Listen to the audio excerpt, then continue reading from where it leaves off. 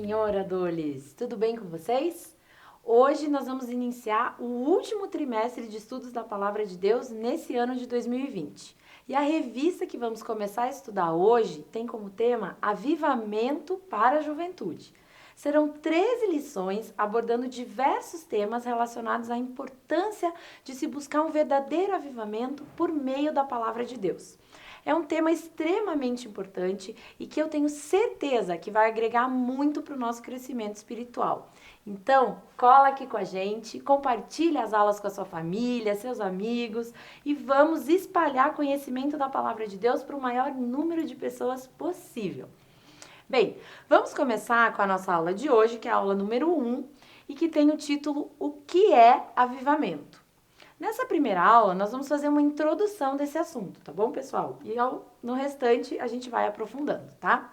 O texto bíblico dessa lição está em Ageu, no capítulo 2, do versículo 1 ao 9. Como a gente tem pouco tempo aqui na aula online, eu não vou fazer essa leitura agora, mas eu peço que vocês leiam esse texto aí na casa de vocês. Na verdade, pessoal, eu até sugiro que vocês leiam todo o livro de Ageu, que tem apenas 2 capítulos. São só 38 versículos, pessoal, no total. Então é bem tranquilo de ler, eu acho que vocês conseguem.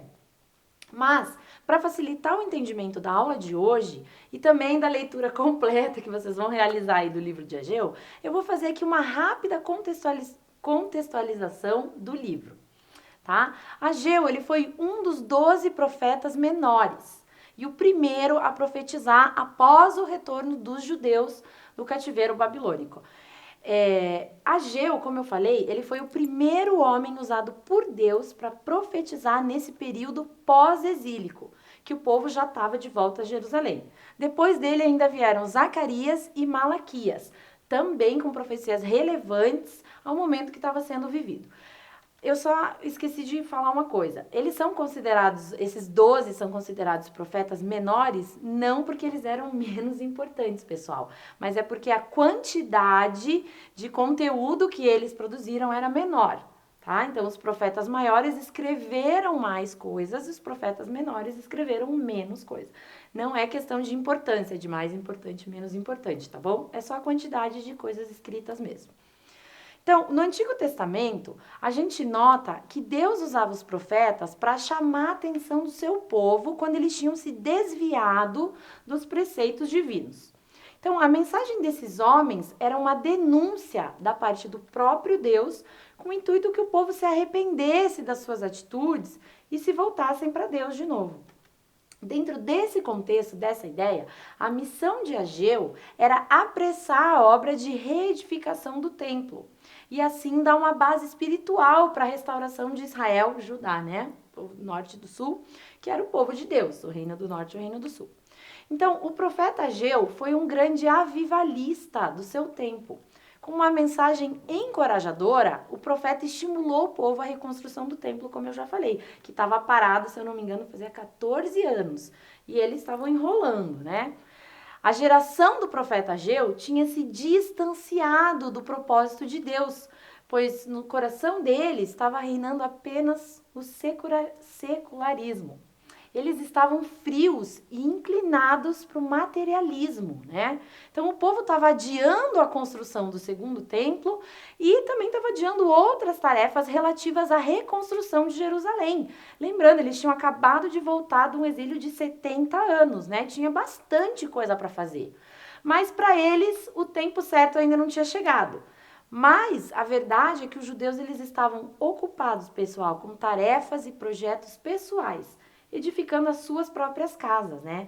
Eles pensavam que a parte espiritual, podia esperar um pouquinho, mas a parte material não podia. Um pouquinho parecido, né? Tá lembrando algumas coisas aqui, bem parecido com a nossa realidade, né? De pessoas que deixam o espiritual de lado para focar só no material, né?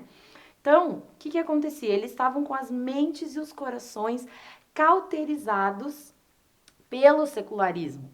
O povo precisava de um verdadeiro avivamento, né? Mas afinal, nós estamos falando de avivamento desde o começo aí. O que é avivamento? Segundo o dicionário do movimento pentecostal publicado pela CPAD, o avivamento é mais... Eu tô tentando colocar aqui umas palavras para a gente entender melhor, tá bom? Então, esse dicionário fala o seguinte, que o avivamento, ele é uma obra de Deus feita pelo Espírito, através da palavra de Deus, e que com isso leva os espiritualmente mortos a viverem a fé em Cristo, renovando assim a vida interior dos crentes que antes eram negligentes espiritualmente, que era exatamente o que estava acontecendo com essa geração de Ageu. Eles estavam negligentes no espiritual, né? Então o avivamento vem para trazer essa vida, né, interior espiritual. Veja, pessoal, cada geração de cristãos, eles têm uma parcela de responsabilidade com a obra de Deus. Nós temos a nossa. E o avivamento, ele fala de vida espiritual, de trazer vida, espiritualmente falando, aquilo que está morto. E a morte espiritual, pessoal, ela entrou no mundo junto com o pecado. Lá em Gênesis, no capítulo 2, lá pelo versículo 15, a gente pode ver a ordem expressa de Deus a Adão sobre o fruto da árvore do conhecimento do bem e do mal.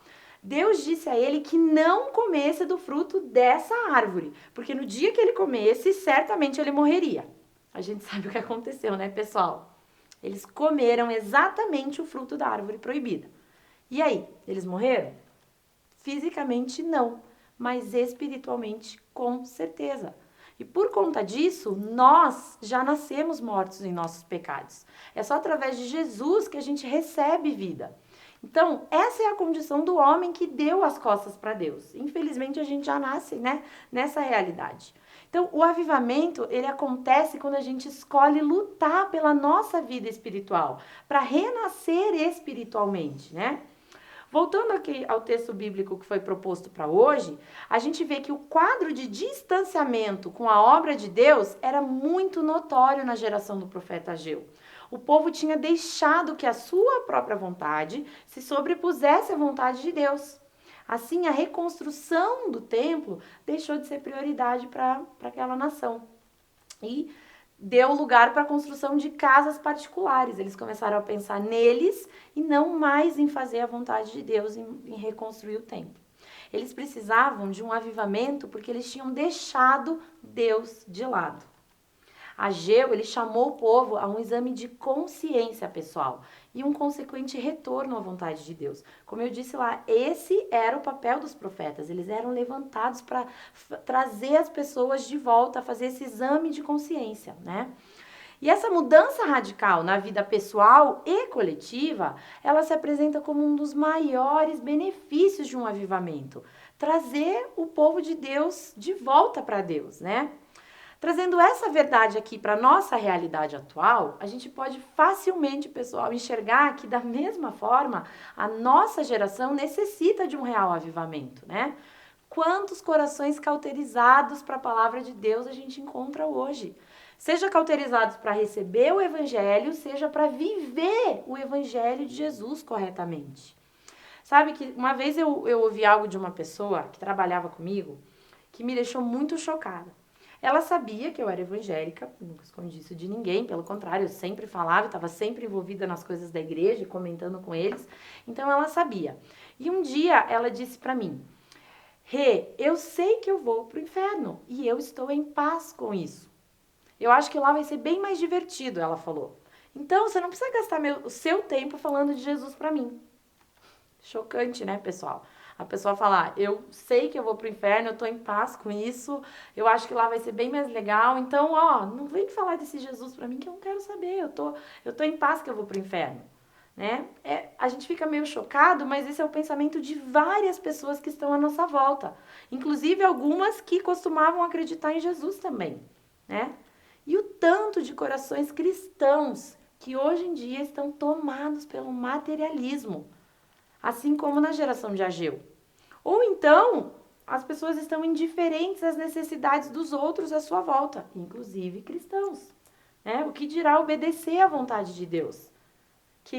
Quando a gente obedece à vontade de Deus, a gente abdica da nossa própria vontade, daquilo que a gente acha que é bom para nós, e a gente vive o que Deus tem para nós. E, pessoal, vocês sabem que a nossa geração não está muito aberta para esse tipo de coisa, né?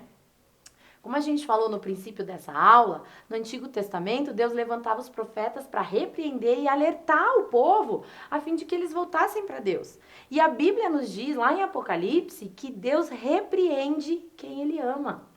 E Ele está disposto a fazer, no nosso século, o que Ele já operou no passado por meio das ondas de avivamento que abalaram nações inteiras, trazendo o povo de Deus de volta.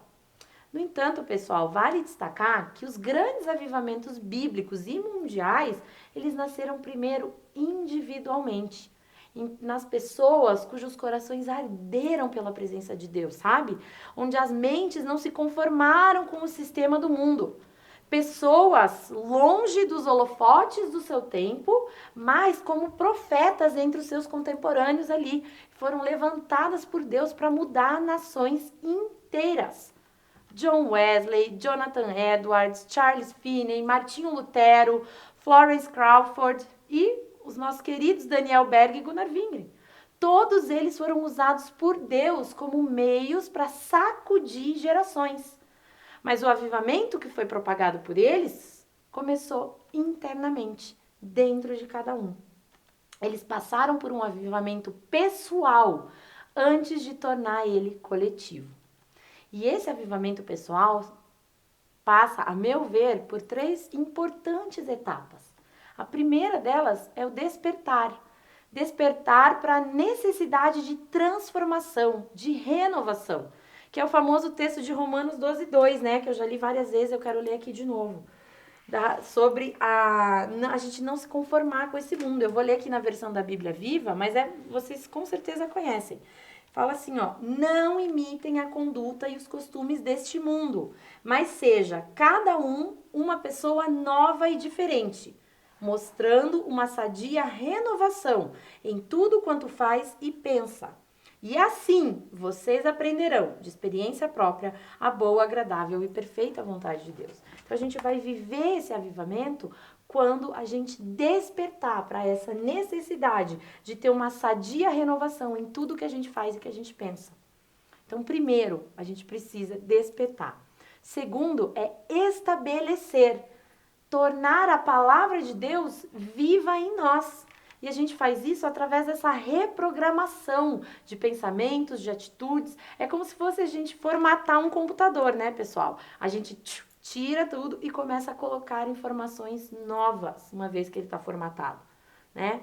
Então, a gente precisa vencer essa etapa de estabelecer a palavra de Deus, fazer a palavra de Deus ser viva dentro de nós. E por último, depois que a gente fizer isso, a gente começa então a transformar o mundo, que também é um outro comissionamento nosso, né? A gente tem Jesus e a gente tem que falar desse Jesus e mostrar a transformação que ele fez em nós, a fim de transformar o mundo também.